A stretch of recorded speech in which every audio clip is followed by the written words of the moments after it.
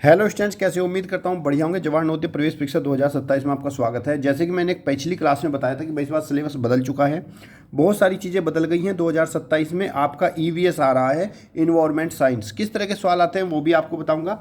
और आज हम बात करेंगे चैप्टर नंबर 1 के इंपॉर्टेंट सवाल, जो कि प्राकृतिक दुनिया है। कौन कौन से किस तरह के सवाल आते हैं वो देख लो। और बुक जो खरीदोगे नहीं, बहुत ही सावधानी से खरीदना, क्योंकि बुक आपको पिछले सिलेबस के अनुसार ही दे रहे हैं जिसमें ईवीएस नहीं है। तो सबसे पहले डिमांड कर लेना बुक खरीदते हुए कि भाई मुझे ईवीएस वाली बुक चाहिए जिसमें नए सिलेबस के अनुसार ईवीएस भी दिया हुआ है। तो चलिए शुरू करते हैं। Question number 1। वीडियो को लाइक और शेयर करना, जिससे कि मैं बार बार अच्छे से अच्छी क्लास आपकी लगा सकूं और बढ़िया से बढ़िया तैयारी आपकी करा सकूं बच्चे, क्योंकि ये पेपर जीवन में एक ही बार देने को मिलता है और सिलेक्शन हुआ तो जीवन की दिशा और दशा सब बदल जाती हैं। तो चलिए शुरू करते हैं। वीडियो को लाइक और शेयर तो कर ही लिया होगा।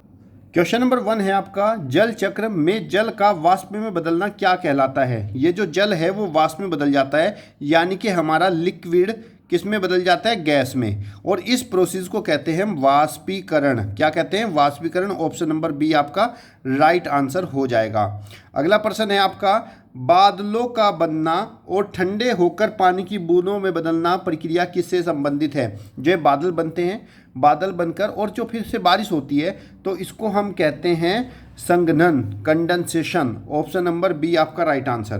क्वेश्चन नंबर 3 है, भारत की सबसे लंबी नदी कौन सी है? कौन सी नदी भारत की सबसे लंबी नदी है? यमुना, ब्रह्मपुत्र, गंगा नदी, गोदावरी नदी। तो इसका राइट आंसर है गंगा नदी। भारत की जो सबसे लंबी नदी है वो गंगा नदी है आपकी। अगला प्रश्न है, भारी वर्षा और बर्फ पिघलने के कारण अचानक आने वाली प्राकृतिक आपदा को क्या कहते हैं?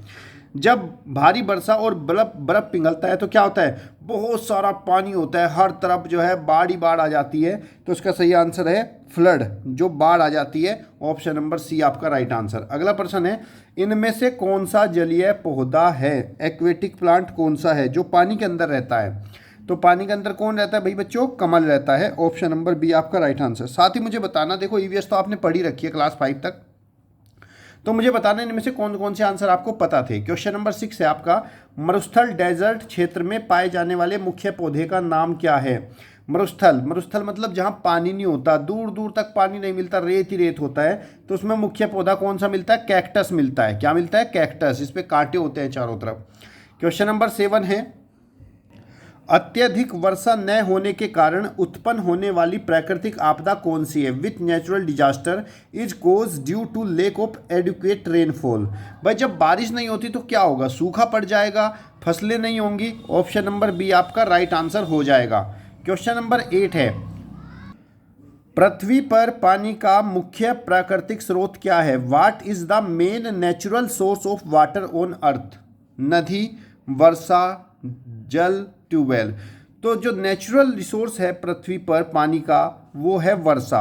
बारिश से ही पृथ्वी पर पानी आता है। बारिश नहीं होती तो उस क्षेत्र का पानी कम हो जाता है। बहुत सारे कहेंगे सर 12 भी तो है। नहीं, पृथ्वी के अंदर, जमीन के अंदर जो है बारिश से ही पानी जाता है, तब जाके नीचे जो है वाटर बैंक बनता है। क्वेश्चन नंबर 9 है, पर्वतीय क्षेत्रों में सामान्यतः किस प्रकार के घर बनाए जाते हैं और जिनकी छतें ढलानदार होती हैं? तो कौन सा होगा right answer? House with flat roof, ऐसे घर जिनकी छतें फ्लैट होती हैं, या फिर house roof sloping roof of house, ऐसे घर जिनकी छतें क्या होती है? स्लोप में होती हैं, या फिर तंबू बनाए जाते हैं, या हाउस बोट। तो पर्वतीय क्षेत्रों में जो है वो बनाई जाती है ढालदार छतें। कैसी बनाई जाती है? ढालदार छतें, क्योंकि वहाँ पे अगर बर्फ़ पड़ता है तो बर्फ़ पिघलकर नीचे की तरफ आ जाता है, इसलिए वहाँ पर ढालदार छतें बनाई जाती हैं। क्वेश्चन नंबर 10 है, असम जैसे भारी वर्षा वाले स्थान पर बांस के खंभों पर घर क्यों बनाए जाते हैं? कारण क्या है? सुंदर दिखने के लिए, या फिर protect from flood water, slit house, क्या बाढ़ के पानी से बचने के लिए, या फिर प्रोटेक्ट फ्रॉम द कोल्ड, ठंड से बचने के लिए, protect from the wild animal. तो इसका सही आंसर होगा भाई, भारी वर्षा होती है तो कभी पानी का लेवल ज़्यादा हो जाता है, कभी पानी का लेवल कम, तो इसका सही आंसर होगा B, to protect from flood water. बाढ़ के पानी से बचने के लिए वहाँ के घर बांसों पर ऊंचे ऊंचे बनाए जाती हैं। पृथ्वी की सतह का कितना भाग जल से घिरा हुआ है? पृथ्वी सतह का कितना भाग जल से घिरा हुआ है? तो कितना घिरा हुआ है? अबाउट 71%। कितना? लगभग 71% जो है वो पृथ्वी का भाग जल से घिरा हुआ है। अगला प्रश्न है आपका, भौम जल ग्राउंड वाटर स्तर नीचे गिरने का मुख्य कारण क्या होगा? क्या है मुख्य कारण, क्यों हो रहा है भाई? जो हमारे पृथ्वी के अंदर पानी है वो और ज़्यादा नीचे नीचे होता जा रहा है, ख़त्म होता जा रहा है, इसका कारण क्या है? तो इसका सही कारण क्या होगा? प्लांटिंग ट्री पेड़ लगाना, रेनिंग वर्षा होना, इनडिस्क्रिमिनेट ट्यूबवेल एंड डिफोरेस्टेशन अंधाधुंध ट्यूबवेल चलाना और वनों की कटाई, या फिर ऑप्शन नंबर डी आपका क्लीनिंग रिवर नदियों की सफाई। तो इसका सही आंसर है इनडिस्क्रिमिनेट ट्यूबवेल, अंधाधुंध ट्यूबवेल चला रहे हैं लोग और पेड़ों को भी काट रहे हैं। तो इसका सही आंसर है ऑप्शन नंबर सी। अगला प्रश्न है, विश्व का सबसे ऊंचा पर्वत शिखर कौन सा है? सबसे, विश्व का ध्यान रखना, यहाँ पे किसका पूछा है? विश्व का। तो विश्व का सबसे ऊंचा पर्वत शिखर है आपका माउंट एवरेस्ट। कौन सा है? Mount Everest. अगला प्रश्न है आपका, भूमि के अंदर रिसकर जाने वाले वर्षा के जल को क्या कहते हैं? भूमि के अंदर रिसकर, what is the rain water that seeps into the ground? वाष्पीकरण, अंत स्पयन, संघनन, या फिर प्रेक्षण। तो इसका सही आंसर क्या होगा आपका?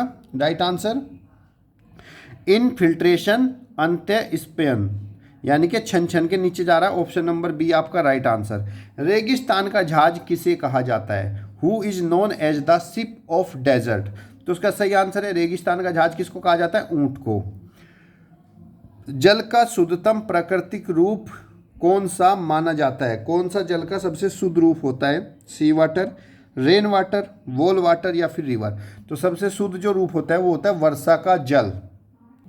अगला प्रश्न है, जमीन के अचानक हिलने की प्राकृतिक घटना को क्या कहा जाता है? जमीन जब अचानक हिलती है तो क्या कहते हैं उसको? क्या फ्लड, या फिर साइक्लोन, अर्थक्वेक, या फिर सुनामी। तो इसका सही आंसर है, जब जमीन अचानक हिलती है तो उसको कहते हैं हम भूकंप। अर्थक्वेक आ गया भाई, भूकंप आ गया। ऑप्शन नंबर सी आपका राइट आंसर। अगला प्रश्न है, निम्नलिखित में कौन सा जानवर पानी और जमीन दोनों के अंदर रह सकता है? यानी कि कौन सा जानवर उभयचर है जो दोनों में रह सकता है? मछली भाई पानी पानी में रहती है, मेंढक पानी और उसमें दोनों में रह सकता है, चील तो हवा में रहती है, और लोयन बाहर रहता है। तो option number B right answer होगा। ये जानवर पानी में भी रह सकता है और जमीन पर दोनों जगह रह सकता है। क्वेश्चन नंबर 19 है, परिवहन का सबसे तीव्र साधन कौन सा है? सबसे तेज जो भागता है वो है एरोप्लेन, वायुयान, क्योंकि यहाँ पे तो भाई ट्रैफिक भी नहीं है। क्वेश्चन नंबर 20, प्राकृतिक पर्यावरण के संरक्षण के लिए सबसे अधिक क्या आवश्यक है? तो इसका सही आंसर होगा आपका, भाई पर्यावरण को कैसे बचा सकते हैं? ज़्यादा से ज़्यादा पेड़ लगाओ। तो एफोरेस्टेशन या फिर प्लांटिंग मोर ट्री, ऑप्शन नंबर बी आपका राइट आंसर हो जाएगा। अब मुझे कमेंट बॉक्स में बताओ आज की क्लास आपको कैसी लगी, क्योंकि ये बच्चे नया सिलेबस है, इसी बार आपका आया है नवोदय 2027 में। तो मैं आपको यहाँ पर सारे क्वेश्चंस प्रोवाइड कराऊंगा इसके, बस आप मेहनत लगन के साथ तैयारी करिए और आगे बढ़िए। तब तक के लिए धन्यवाद। जय हिंद, जय भारत।